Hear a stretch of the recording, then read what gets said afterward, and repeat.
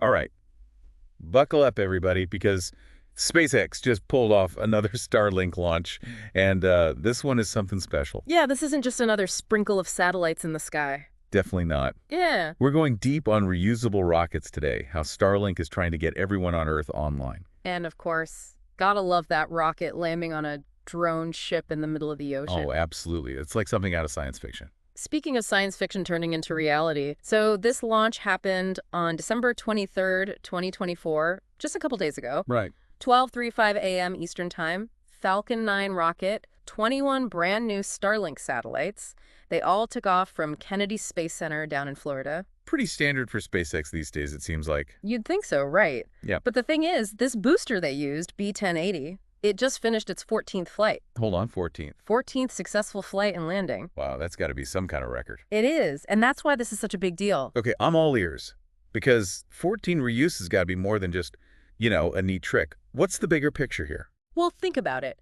Every time they reuse a booster, they're not building a whole new one from scratch. Right, saving resources, saving time. Exactly. Major cost savings, which makes space travel way more affordable, and they can launch more often too because they don't have to build as much. It's all about efficiency. So is this going to, change the whole satellite industry? I think it has to. Other companies are going to need to step up their game if they want to compete. Makes sense. But let's go beyond just the cost-saving aspect.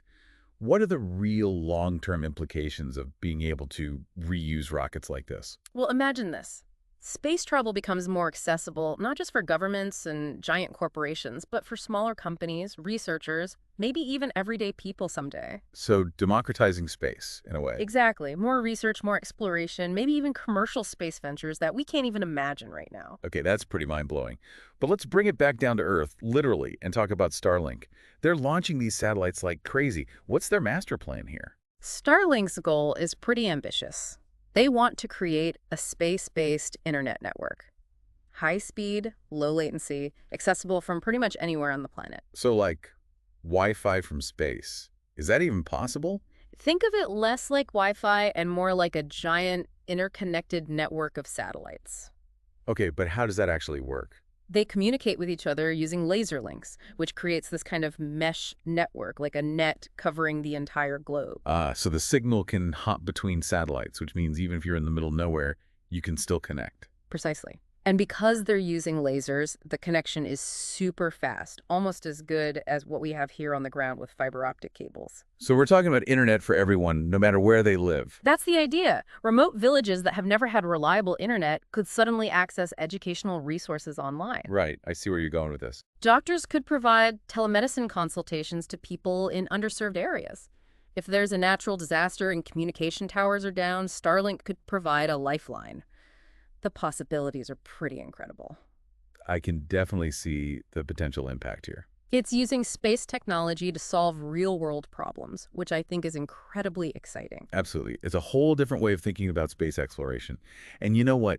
This particular mission is a really good example of how the space industry is changing. How so? Well, we used to think of space exploration as something only governments could do, NASA, things like that. Yeah, the classic image. But now you have private companies like SpaceX stepping up, driving innovation, and often with a focus on, how space technology can be applied here on Earth, not just exploring the cosmos for the sake of it. It's definitely a new era. So do you think this means space exploration is becoming more about, pragmatism and profits rather than the pure pursuit of scientific discovery? That's a good question.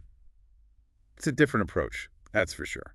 There's a bigger emphasis on efficiency, return on investment, things like that. Sure. But that doesn't mean scientific discovery is gone. Maybe it's just happening faster in a more agile way. It's an interesting shift, for sure. I grew up fascinated by the Apollo missions, landing on the moon, all that. It's hard not to be. But seeing how space technology can be used to improve lives here on Earth, I don't know, that's pretty inspiring too. Absolutely. And it's not just about the practical applications. There's also the wonder of it all. Oh, for sure. And for anyone who wants to see that wonder firsthand, I highly recommend checking out SpaceX's YouTube channel. They actually post videos of their launches, and it's pretty incredible. Oh, yeah, you got to see those. The launch, the stage separation, and then that booster coming back down to Earth, landing perfectly on that drone ship. A shortfall of Gravitas, they call it, Mm. which is, a pretty awesome name for a drone ship. It really is. But beyond the coolness factor, it's a symbol of how far we've come with space technology. We're talking about a reusable system that can transport things to orbit and back, and that opens up all sorts of possibilities. Yeah, it's like we're finally entering that sci-fi future we've always imagined. Exactly. So to kind of sum up, this launch is a step towards a future where space tech isn't just this far-off thing, it's part of our everyday lives, impacting everything from communications to disaster relief and who knows what else. It really makes you wonder what other impossible feats are going to become, routine in the next few years.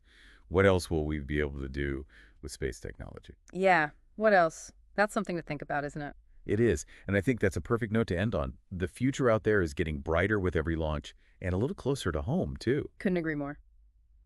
All right, that's it for this deep dive. Thanks for listening, everyone. Catch you on the next one.